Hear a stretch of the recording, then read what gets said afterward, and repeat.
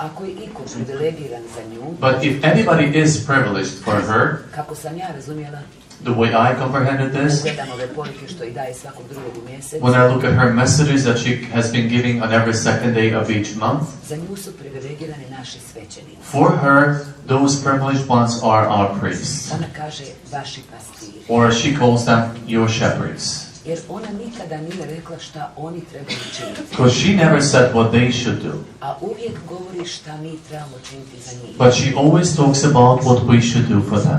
Ona kaže, oni ne trebaju vašega suda i kritike. She says they do not need you to judge or criticize them. Oni trebaju vaše molitve i ljubav. They need your prayers and your love. Jer Bog će suditi njih kakvi su bili kao svećenici. Because God will judge them the way they were as priests. Ali će suditi vas kakav je bio vaš odnos prema njima. But He will judge you the way you treated your priests. Ona kaže, ako izgubite poštovanje prema njima, And she says, if you lose respect towards them, polako ćete izgubiti prema crkvi i na kraju prema dragom Bogu. little by little you will lose respect for church and at the end for dear God as well.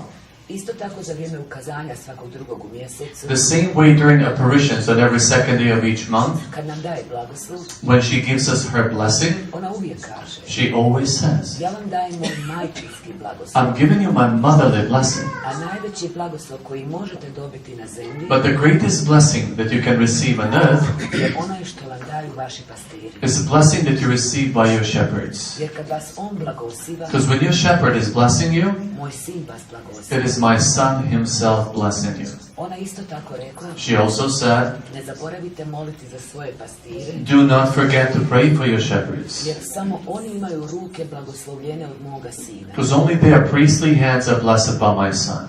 Ja vas zato molim, kad se vratite u svoje župe, This is the reason why Mirjana says, I'm kindly asking of you when you come back to your parishes, pokažite kakav treba biti naš odnos prema svećenicima. show what our relation towards our priests should be.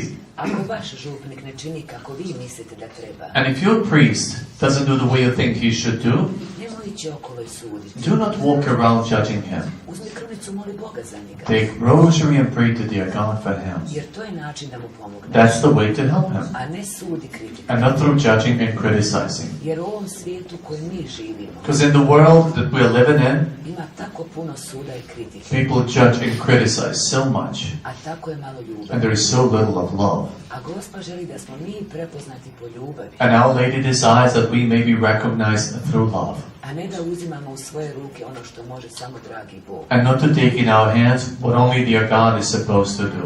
Meni je žao što ne mogu više reći o svemu tome zašto nas ona priprema. I'm sorry that I cannot share with you more about what Our Lady has been preparing us for, Ali vam mogu reći jednu stvar. but I can tell you one thing.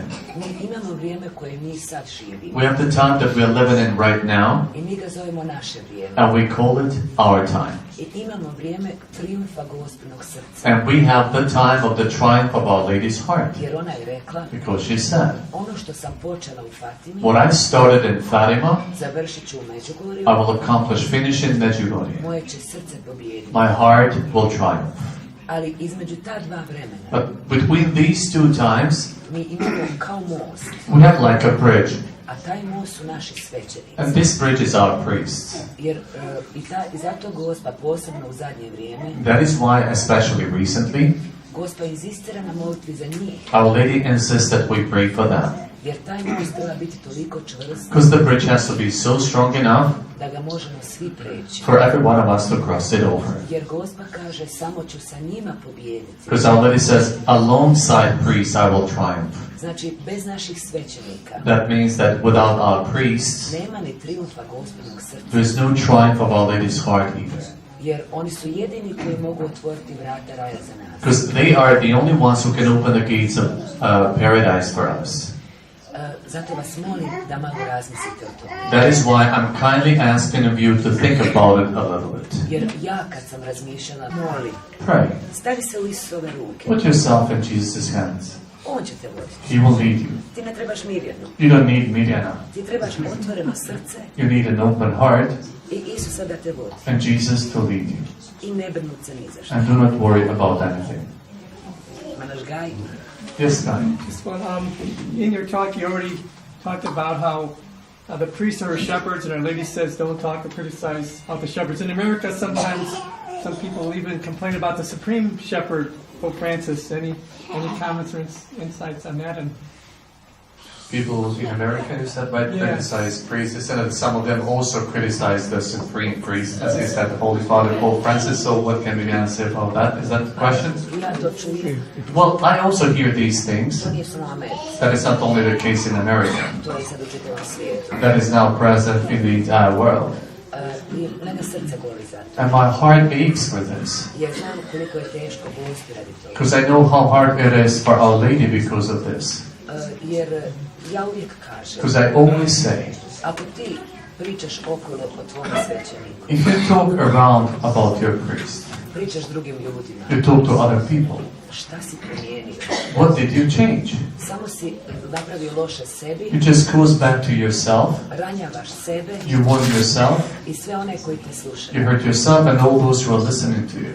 Ja kad čujem nešto što nije lijepo, When I hear something that is not nice, ja uzmem krunicu I take rosary i molim za tog svećenika, and I pray for that da priest, mu Isus pomogne. so that Jesus may help him.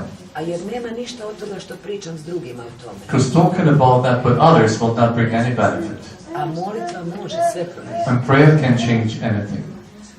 Što se tiče našeg pape, Talking about our Holy Father Pope, i to je jako. Mislim da to mogu samo ljudi koji nisu upoznali ljubav I Božju. think only those who have not come to know the love of God yet can say things like that. Jer sveti otac je sveti otac. Because Holy Father is Holy Father. Moli za njega. Pray for him. Moli da mu Bog pomogne. Pray to God to help him, Da ga vodi. to lead him. A ko si ti da ga sudiš? And who are you? Who am I to judge him? To će Bog. God will do that. Uvijek mislim da imamo papu kakvog trebamo. I always think we have exactly Pope the way we need him to be. Jer kad smo trebali nekoga koji ima Pavao II, Because when we needed someone like St. John Paul II was, imali smo njega. we had him. Sada trebamo nekoga kao Papa Franjo. Now we need someone like Pope Francis. I zato molimo. That is why simply let us pray.